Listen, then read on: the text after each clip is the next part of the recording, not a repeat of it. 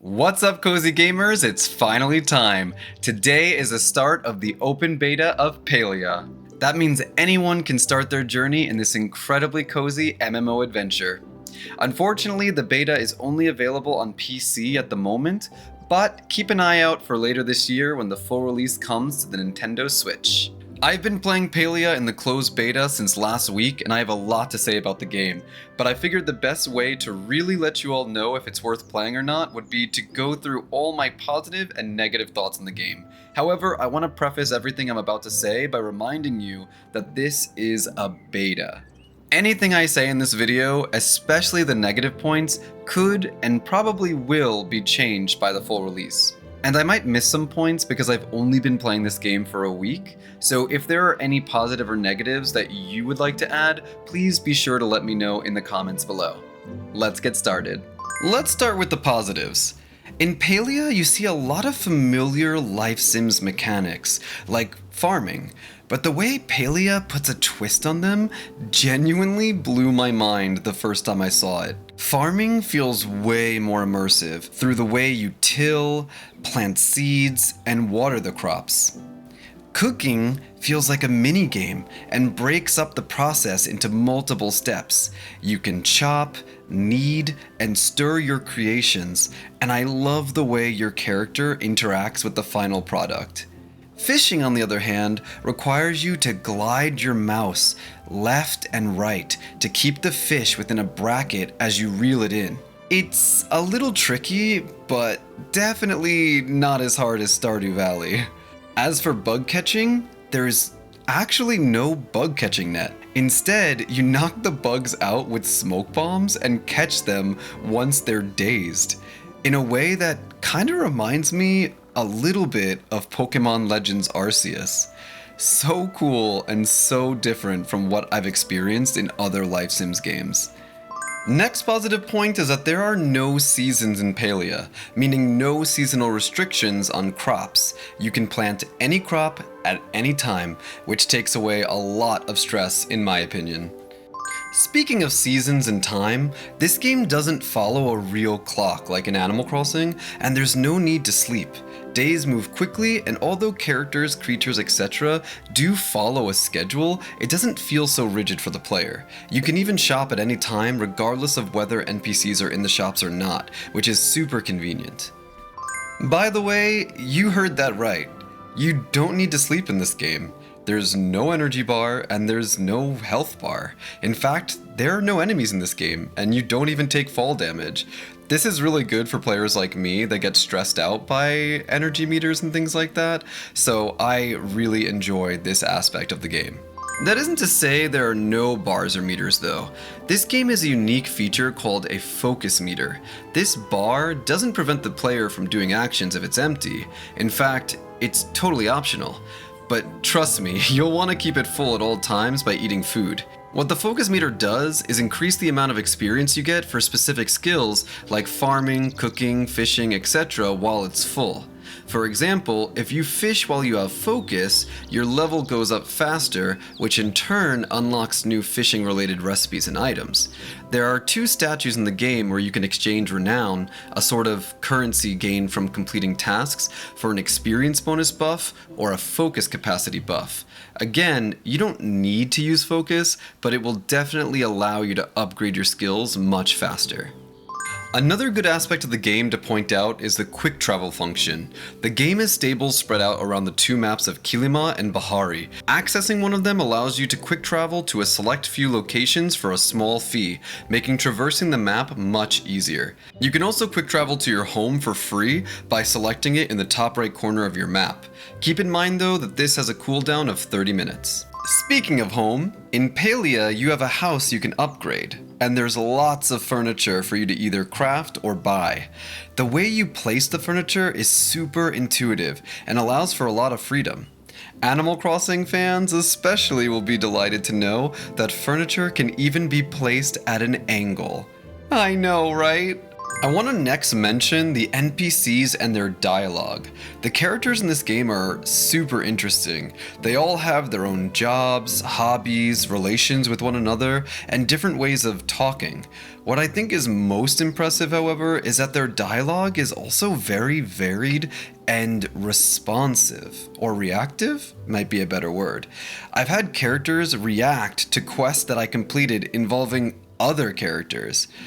I don't know, the NPCs just feel more alive and real, and the dialogue hasn't yet, emphasis on yet, gotten repetitive. My last two positive points involve the multiplayer aspect of the game. Obviously, as an MMO, you'll be playing with friends as well as random players on your server, but what I really love about Palia is that there's a lot of cooperative vibes. A big thing is that you don't have to worry so much about other players stealing resources or drops. For example, if two players mine the same rock, both players get the drop. Same goes for hunting. So long as you and other players each get at least one hit, you get a reward regardless of who strikes the last blow. In addition, there's a request feature in the game. Using this, you can make requests for specific items as well as fulfill other players' requests. I feel like this will be super nice in the future when more and more new players join the game. Now onto the negative points. First up is the lack of character customization options. One thing that really shocked me is that you can't customize your face shape, eyebrows, nose, etc. separately. It's all locked together. I felt like I settled for my character's face because I liked the nose, despite wanting a different pair of eyebrows. This is weird considering it's an MMO and there will be tons of players. Eventually, people will all start looking the same. Next is the fact that you can't interact with furniture. You can't sit on couches or chairs, you can't lay on your bed. It's weird. You can jump on them, you can even place items on them, but I feel like I should be able to sit and lay on them too. The next point is something I actually didn't notice until hours in when a friend mentioned it to me. Palia has only one type of weather. It never rains, it never storms, it never snows. I know there are no seasons, but there should at least be rain, right? Especially as a farming sim. Along with the lack of varied weather, there's a lack of creatures too. I don't mean fish or bugs, there are tons of those, but there are only two types of creatures to hunt, the Chappa and the Cernux. There are variations of both, but the lack of other creatures is definitely noticeable.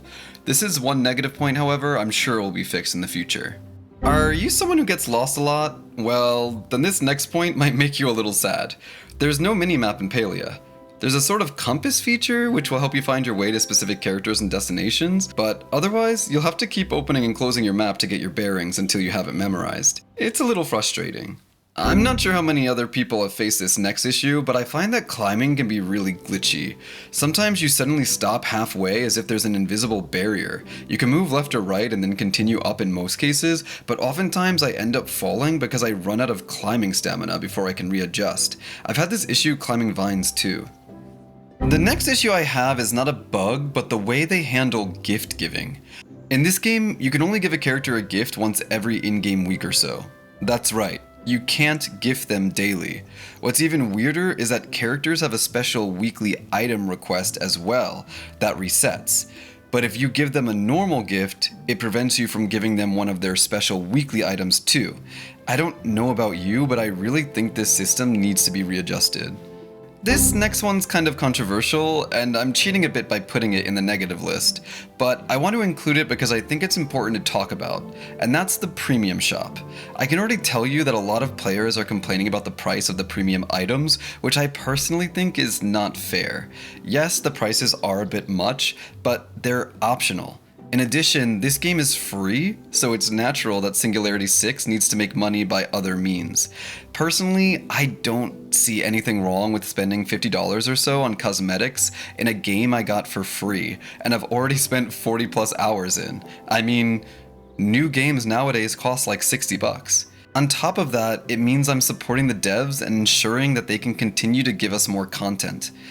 Maybe that's just me though. Let me know what you think in the comments. And lastly, probably the worst thing about Palia, in my humble opinion, is KENYATTA and Nayo's relationship. Like, what the hell?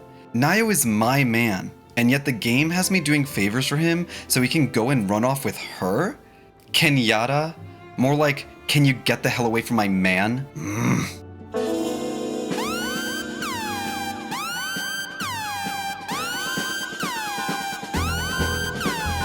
So, is the game worth it? Absolutely, especially because it's free. You don't risk losing anything in trying this game if you're still unsure. I've personally put over 40 hours in this game already in the past week and have really enjoyed this cozy, fun experience. This game has incredible potential, and I'm so looking forward to all the updates and added content we'll be getting in the future. I'm also just really excited that now it's an open beta, because I think it'll be cool to see the servers a lot more lively and full, so maybe I'll see you in there. And if you guys do decide to play, please be sure to join the official Palia Discord. In there, you can meet other players, find out about updates and news directly from the devs, and also give player feedback. The devs at Singularity 6 are incredibly responsive, and it's clear that they do really listen to player feedback. So you can do your part in making sure that the full release of Palia is as good as it can be. And that's my opinion on Palia so far. If you liked today's video, please be sure to leave a thumbs up and subscribe for more cozy gaming content in the future. And if you'd like to watch me play Palia live, come follow me over on Twitch, where I stream 3 days a week. All my socials will be in the description box below. Until next time, stay cozy.